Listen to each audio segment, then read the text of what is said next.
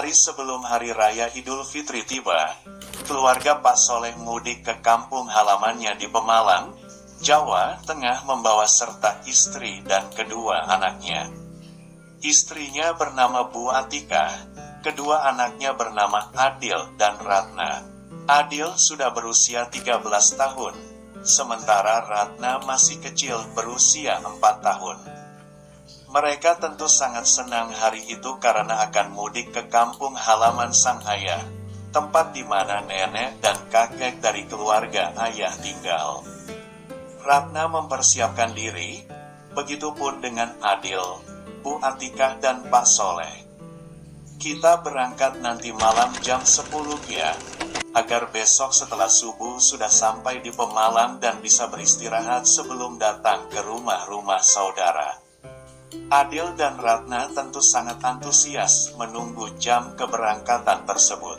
Setelah berbuka puasa dan dilanjutkan melaksanakan sholat tarawih, Adil dan Ratna mulai mengemas tasnya dan dimasukkan ke dalam mobil.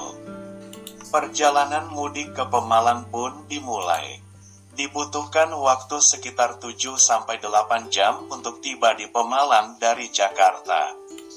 Tapi itu jam normal kalau tidak macet. Kalau macet, ya mungkin waktu tempuh dari Jakarta ke Pemalang menjadi sekitar 9 atau 10 jam. Selama di perjalanan, Ratna tertidur pulas hingga keesokan harinya saat jam subuh. Sang ibu membangunkan Ratna untuk sholat subuh.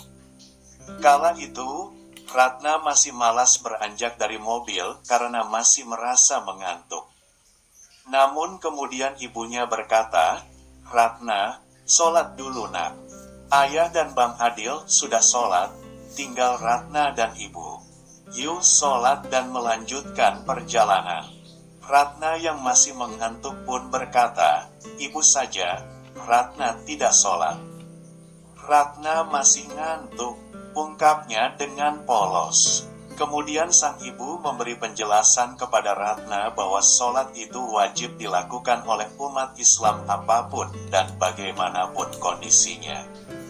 Orang sakit saja harus sholat meski dengan kondisi duduk atau berbaring, apalagi Ratna yang sehat dan cuma mengantuk saja.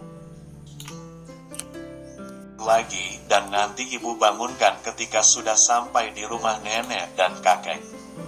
Mendengar penjelasan tersebut, Ratna menuruti perintah ibunya untuk sholat. Setelahnya, perjalanan ke Pemalang pun dilanjutkan. 1,5 jam kemudian, setelah melewati perjalanan panjang, keluarga Pak Soleh pun tiba di rumah tujuan mudik. Rumah orang tua Pak Soleh, tempat masa kecil Pak Soleh sampai remaja dan tentu rumah kakek nenek Adil dan Ratna. Di sana mereka disambut dengan sangat hangat. Kakek dan nenek mencium dan memeluk Ratna serta Adil bergantian. "Ya Allah cucuku, aku sangat rindu kalian," ungkap kakek dan nenek Adil serta Ratna. Kakek neneknya sangat hangat. Begitupun dengan adik dan kakak sang ayah. Mereka semua sangat hangat dan menghabiskan malam tersebut dengan bernostalgia.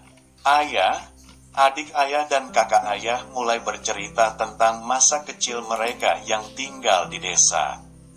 Semua anggota keluarga menyimak dengan penuh tawa, tangis, haru dan sukacita.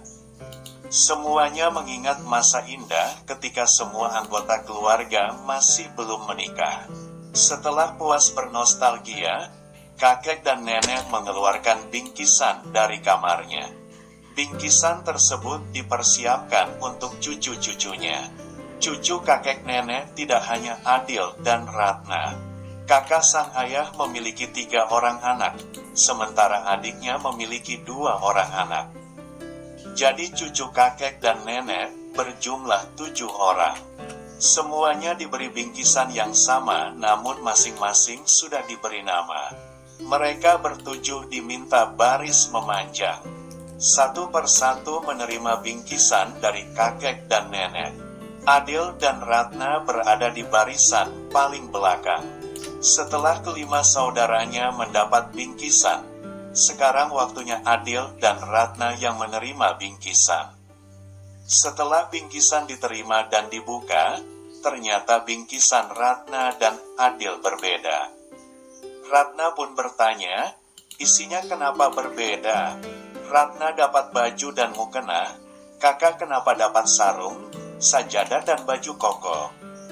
Aku dapat 2, kakak kenapa dapat 3, ungkap Ratna yang masih polos. Neneknya kemudian menjelaskan, nak, Adil itu tidak harus sama. Karena Ratna wanita maka Ratna mendapat baju wanita dan mukena. Karena Kak Adil pria, maka Kak Adil tidak dapat baju seperti Ratna, melainkan dapat baju koko, serta peralatan ibadah yang berbeda dengan yang Ratna punya. Ratna harus tahu, adil adalah bagaimana kita memberikan sesuatu sesuai porsinya. Jadi porsi Ratna dan Kak Adil sudah adil karena kakek nenek memberikannya sesuai kebutuhan kalian. Ratna pun mengerti sekarang, mengapa bingkisannya memiliki isi yang berbeda. Oh, begitu ya kakek dan nenek. Terima kasih ya, hadiahnya bagus sekali. Di hari Lebaran, Ratna memakai baju gamis yang kakek neneknya berikan. Sembari mencium tangan kakek neneknya, Ratna mengatakan terima kasih kembali kepada kakek neneknya itu. Kakek, nenek, terima kasih atas baju indah ini. Ratna senang sekali. Keluarga besar itu pun merayakan momen Idul Fitri dengan penuh haru dan sukacita. Sukacita semakin terasa karena seluruh anggota keluarga dapat berkumpul di rumah masa kecilnya, rumah kakek dan nenek.